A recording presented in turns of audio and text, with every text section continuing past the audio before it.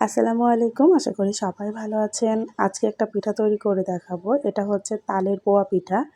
তো তালের পোয়া পিঠা বানানো এতটা সহজ, আপনারা ভিডিওটা না দেখলে বুঝতে পারবেন না যে তালের পোয়া পিঠা বানানো কতটা সহজ। তালের পোয়া পিঠা খেতে মাশাআল্লাহ অসম্ভব মজার হয়। যারা কখনো কিন্তু তাল দিয়ে পোয়া পিঠা বানিয়ে খাননি, একবার হলেও বানিয়ে খেয়ে দেখতে পারেন। আমি খুব সহজভাবে এই পিঠাটা বানিয়ে দেখানোর চেষ্টা করেছি। আশা করছি আপনাদের কাছে অনেক বেশি ভালো লাগবে। তো দেখতে থাকুন আমি কিভাবে এই মজাদার তালের পোয়া পিঠা বানিয়ে নিয়েছি। আর এই পিঠাটা বানিয়ে আপনারা কিন্তু 2 থেকে 3 দিন ঘরে রেখে খেতে পারবেন। এটা শক্ত হয়ে যাবে না। তালের পোয়া পিঠা বানানোর জন্য আমি এখানে 2 কাপ চালের গুঁড়া নিয়ে নিচ্ছি। আর এটা হচ্ছে ভেজা চালের গুঁড়া। আপনার হাতের কাছে যদি ভেজা চালের গুঁড়াটা না থাকে তাহলে কিন্তু শুকনো চালের গুঁড়া দিয়েও পিঠাটা তৈরি করা যাবে। ভেজা চালের গুঁড়াটা নিয়েছি 2 কাপ। আর এর মধ্যে আমি দিয়ে দিব 1 কাপ আটা। আমরা যে রেগুলার রুটি খাই সেই আটা দিয়ে দিচ্ছি 1 কাপ। আর দিয়ে দিব 1 কাপ চিনি। যারা ভিডিওটা দেখা শুরু করেছেন একটা লাইক দিতে ভুলে গেছেন, প্লিজ একটা লাইক দিয়ে আমার রেসিপিটা দেখে নেবেন। 1 কাপ চিনিতে আমার কাছে মিষ্টিটা ঠিক ছিল, সেজন্য আমি আর বেশি চিনি দিইনি। তো এখানে আমি 1 কাপ চিনি দিয়ে দিয়েছি। আর এর মধ্যে দিয়ে দিব সামান্য একটু লবণ। মিষ্টি খাবারে লবণটা দিলে মিষ্টির ব্যালেন্সটা ঠিক থাকে, সেজন্য আমি এখানে লবণটা দিয়ে দিচ্ছি। আর দিয়ে দিব 1 কাপ তালের রস। এই তো এখানে আমি তালটাকে কিন্তু খুব সুন্দর করে জাল করে নিয়েছি। আর তালটা জাল করে তারপরে হচ্ছে পিঠা তৈরি করলে পিঠাটা খেতে বেশি মজা হয়। তবে এখানে কাঁচা তালটা দিলেও কোনো সমস্যা নেই। কাঁচা তাল দিয়েও পিঠাটা তৈরি করা যাবে। এবার সবগুলো উপকরণ আমি সুন্দর করে হাত দিয়ে মেখে নিচ্ছি।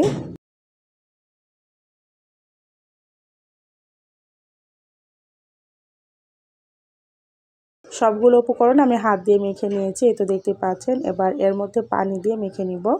তো অল্প অল্প করে পানি দিতে হবে আর এটা মেখে নিতে হবে। একবারে কিন্তু বেশি পানি দেওয়া যাবে না, তাহলে কিন্তু পিঠার ডোটা পাতলা হয়ে যেতে পারে।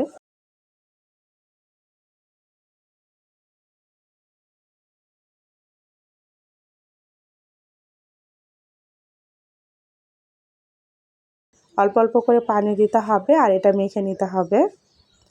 এই তো দেখতেই পাচ্ছেন আমি কিন্তু এখানে অল্প অল্প করে পানি দিচ্ছি আর মেখে নিচ্ছি। এই যে আমার এখানে কিন্তু আটার ডোটা মেখে নেওয়া হয়ে গেছে, দেখতে পাচ্ছেন।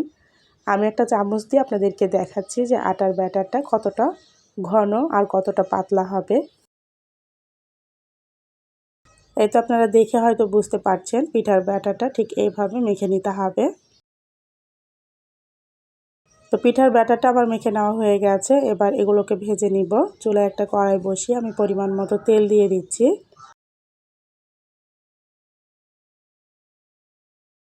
তেলটা যখন গরম হয়ে যাবে তখন কিন্তু একে একে সব পিঠাগুলো দিয়ে ভেজে নিব। তো তেল গরম হয়ে গেছে, আমি প্রথম পিঠাটা দিয়ে তারপরে হচ্ছে ভেজে নিচ্ছি।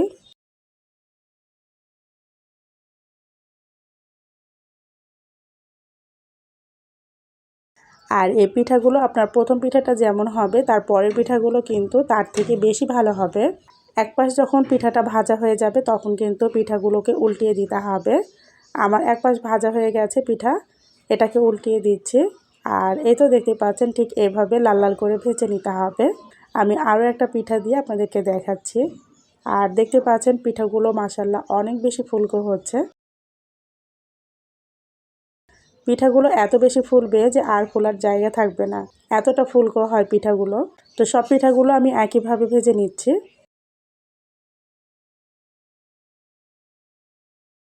যারা কখনো এই তাল দিয়ে পোয়া পিঠাটা বানিয়ে খাননি, একবার হলেও কিন্তু বানিয়ে খেয়ে দেখতে পারেন। এই পিঠাগুলো এত বেশি সফট হয় যে আপনারা 2 থেকে 3 দিন ঘরে রেখে খেতে পারবেন। এই পিঠাগুলো কিন্তু শক্ত হবে না।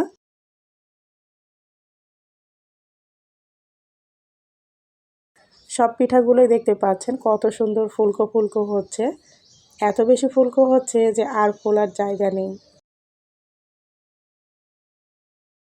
এই পোয়া পিঠা কিন্তু প্রথম যে পিঠাটা বানাবেন তারপরের পিঠাগুলো যতটাই বানাবেন, প্রথম থেকে শেষ পর্যন্ত পরের পিঠাগুলো কিন্তু খুব সুন্দর হবে।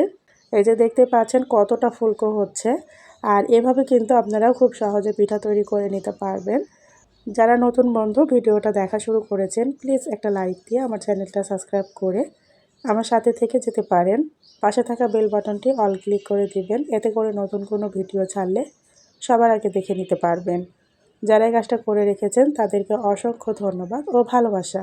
সব পিঠাগুলো আমার বানানো হয়ে গেছে। তো আমি একটা প্লেটে উঠিয়ে নিয়েছি আর মাশাআল্লাহ দেখতেই পাচ্ছেন কতটা লোভনীয় হয়েছে। এই পিঠাগুলো অনেক বেশি সফট। এটা কিন্তু 2 দিন পর্যন্ত ঘরে রেখে খেতে পারবেন। এটা শক্ত হয়ে যাবে না।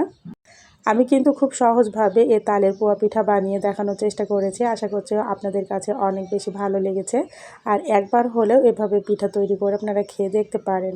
দেখতে পাচ্ছেন তালের পিঠাগুলো কতটা নরম তুলতুলে হয়েছে। আর এই তালের পিঠাগুলো আপনারা ঘরে 2 থেকে 3 দিন অনায়াসে রেখে খেতে পারবেন। এটা কিন্তু শক্ত হয়ে যাবে না। আমি একটা পিঠা ছিঁড়ে আপনাদেরকে দেখাচ্ছি যে ভিতরে কতটা সুন্দর হয়েছে। এই যে দেখতেই পাচ্ছেন পিঠাগুলো মাশাআল্লাহ অনেক বেশি সুন্দর হয়েছে। এই ছিল আমার আজকের সহজ পিঠার রেসিপি। আশা করছি আপনাদের কাছে অনেক বেশি ভালো লেগেছে। আর যদি ভালো লেগে থাকে প্লিজ একটা লাইক দিয়ে আমার চ্যানেলটা সাবস্ক্রাইব করে আমার সাথে থেকে যেতে পারেন। আজ এ পর্যন্তই। সবাইকে আল্লাহ হাফেজ।